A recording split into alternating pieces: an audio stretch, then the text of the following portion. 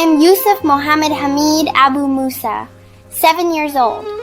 My father is a Palestinian physician working in the radiology department at the nearby Nasser Hospital, and my mother is Egyptian Palestinian. My grandmother is from Sharqiya, Egypt, so my father was able to get Egyptian citizenship through her, and my siblings and I also obtained Egyptian citizenship. I have a sister named Judy and a brother named Hamid. I'm the youngest. On October 15th, there was shelling by the Israeli occupation forces on the Nur al-Shams refugee camp inside Tulkarm city in the West Bank. My dad was working a 24-hour shift in the emergency department. Before he left, I called for him, my mom, and my siblings. I told them I wanted a family hug, for us all to stand together and hug each other. Dad went off to work, and 2 hours later, we heard the sound of shelling. Our house wasn't very far, and Dad started asking where the shelling was coming from, saying he could hear it was close. He called my mom, but she didn't answer.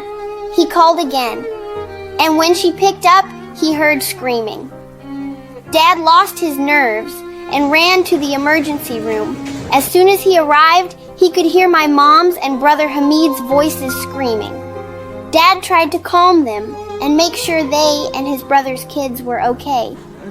Then he asked my mom, "Where is Yusuf?" She said she didn't know where I was. Dad kept asking everyone around where I was, but everyone he asked would turn their face away, avoiding answering. Then he went into the resuscitation room and saw a doctor who knew him and me. As soon as the doctor saw my dad, he didn't know what to say. Dad lost his nerves again and kept running around asking, "Where is Yusuf?" My mom had stopped too, and they were all saying, "Yusuf is 7 years old. His is a white sweet boy with curly hair." There was a photographer taking pictures of the injuries and events. He opened his camera and started showing my mom and dad the photos until my dad recognized me from my clothes in one of them. When he asked the photographer where that child was, the photographer just shook his head without answering. Then someone there said, "I was carrying him and took him to the fridge," meaning the mortuary. My dad said, "I'll go see him. Maybe it's not him." But he couldn't walk.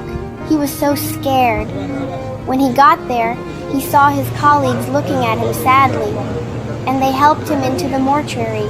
When my dad went in, he confirmed it was me, Yusuf, his son, whom he loved so much. When he looked at me, he felt like he was dying.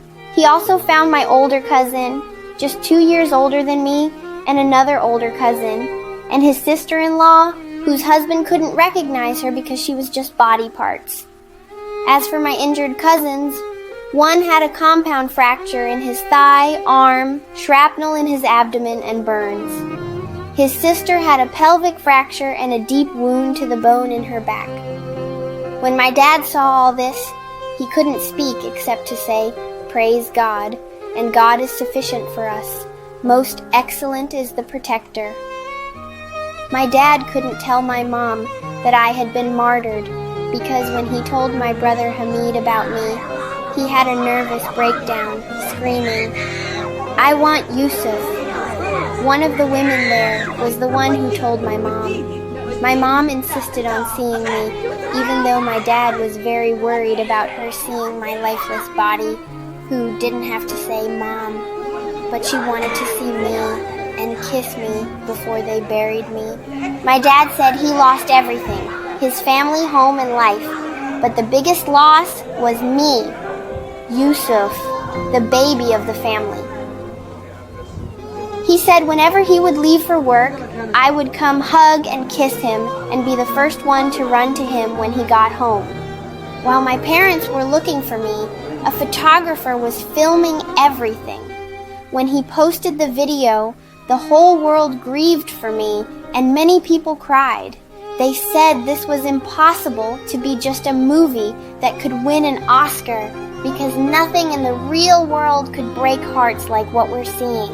My mom and dad loved me so much. They said I was the light of the home, and now the home was extinguished, and the home was no more. They commended me to God as one of the martyrs. May God have mercy on all our martyrs, and God willing, we will be birds in paradise. God is sufficient for us. The most excellent is the protector. My heart breaks to share this brutality taking place in Gaza and ethnic cleansing across Palestine. If your heart breaks too, contribute to stop this genocide.